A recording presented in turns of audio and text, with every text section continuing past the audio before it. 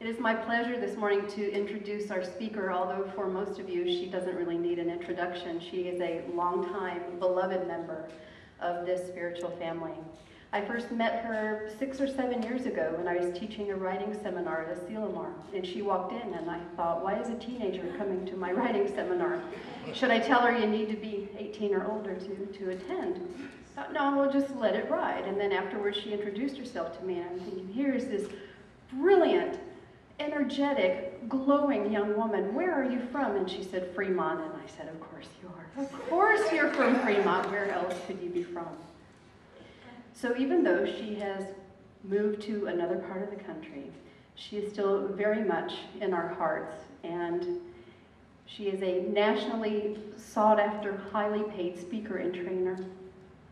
She is a light in the world, and her message carries truth in a way that really, really touches our soul. And we are so privileged to have her in our midst, in our building, on our stage this morning. Please put your hands and hearts together for the amazing Reverend Christie Hardwick.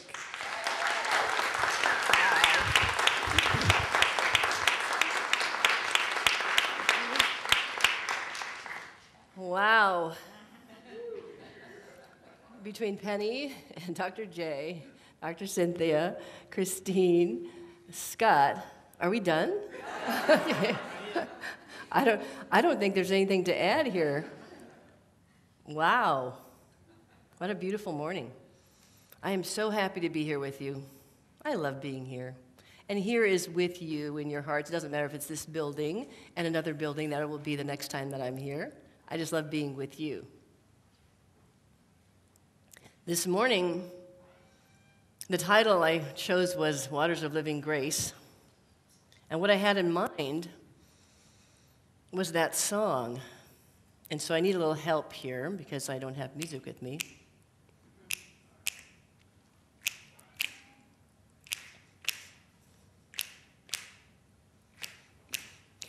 If there ever comes a time when I won't turn to you, if there ever comes a time when you're not first, if I'm trying desperately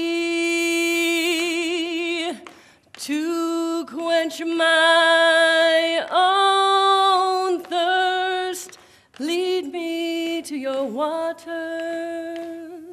of living grace. This congregation knows that song. And those of you who were at Asilomar, Valerie Joy sang that song before I went up to speak. I had been preparing for the talk in many different ways, and so many things happened that looked like were obstacles to me being there on that Asilomar stage, one of which that I was in Europe at the time I should be on the stage, and needed to break up a trip and make a decision to go and be there. And Jane and I had lots of big discussions about this. I called Reverend Dar and said, I'm having real trouble with this idea. I've been called to come and speak to this. I feel like I'm called to come and speak here, but I'm in Europe at that time. I already have a plan. We know where we're going to be. And, it'd be so much money and time to go back and do that talk. And then my little ego was talking and saying, I get paid to speak. I don't spend money to speak. I'm not going to do this. I can't do this.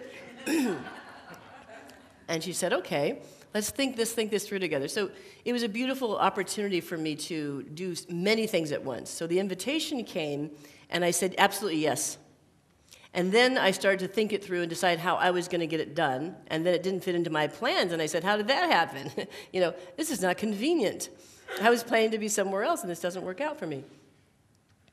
But Spirit had a different idea, and it was a greater idea, more than I could imagine in my little self when it was present.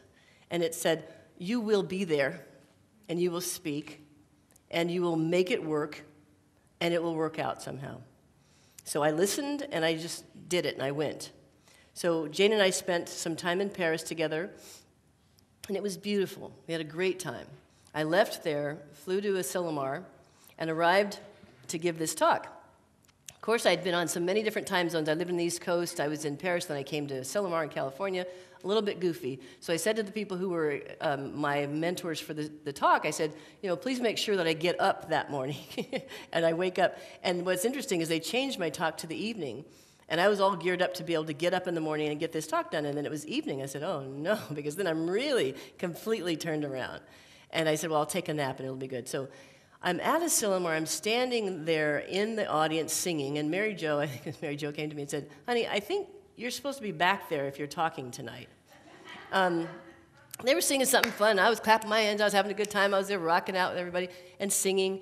And then it was Deborah Gordon and Sunshine Day, who were frantically searching the crowd looking for me because I guess they had changed the order of things, and I was up, next.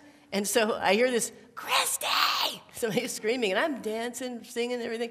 And I look, and she's like, and they're panicked, they're pulling me towards. They said, we thought for a minute that maybe you fell asleep and weren't going to be here. And so it was a funny moment. So I was a little discombobulated because I wasn't really clear that I was just about to be up there. And then Valerie Joy starts to sing this song. And I sat down in the back. I remember sitting on a chair listening to this, if there ever comes a time when I won't turn to you. And I just turned within and knew that it would all be perfect. At that point, I thought I was going up with some notes. And I had them ready. I had my little iPad. I was going to flip through some things to make sure I didn't miss anything. Well, in all that flurry and excitement, of course, I just walked up there without anything. And I realized I didn't have it when I sat in my chair and listened to that song and knew that there was some living grace that was going to speak, and not my notes and not me. So it was forcing me to trust.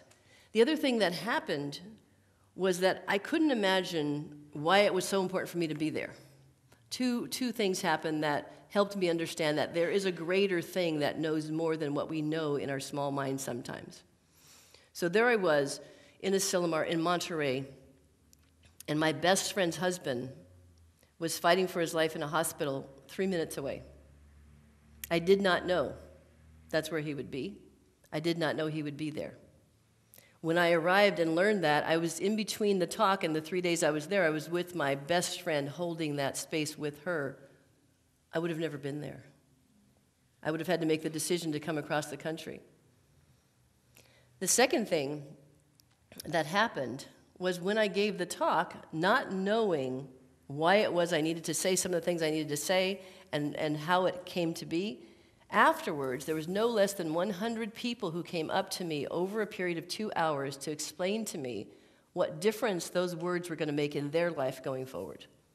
So my words were for them. They had nothing to do with me. It wasn't what I needed to say or wanted to say. It was what needed to be heard. And it was very humbling and beautiful. And I had no idea, in my small way, the small ego self, I didn't know if it was good. I just knew I needed to say it. And so Spirit spoke to me in that way that I am not forgetting and I'm allowing for this movement within me to happen. The song strikes me so much because it says, if there ever comes a time, ever, which means all the time, I'm relying, leaning in, trusting, knowing, being in Spirit. If there ever comes a time when I won't turn to you, not, when it's needed, when I'm in crisis, when there's nothing going on, ever. When I won't turn to you. If there ever comes a time when you're not first, when Spirit is not the first, the default position, when Spirit is not just the Hail Mary at the end of the whole thing, when I think I might not make it, let me see if I can call on it. It's, you're not first. The first thing I go to is Spirit. The first place, the first idea is Spirit and consciousness. And if there ever comes a time when I don't do that, calling to my higher self to say, please remind me, lead me back inside to the waters of living grace. If you remember how that song continues, sometimes I think I'm all alone, forgetting grace that I have known. I failed to seek for your sweet embrace. I don't remember that you're always there or trust you with my every care. I need to see the answer to everything is you. Sometimes I think I'm all alone. Anybody ever feel that?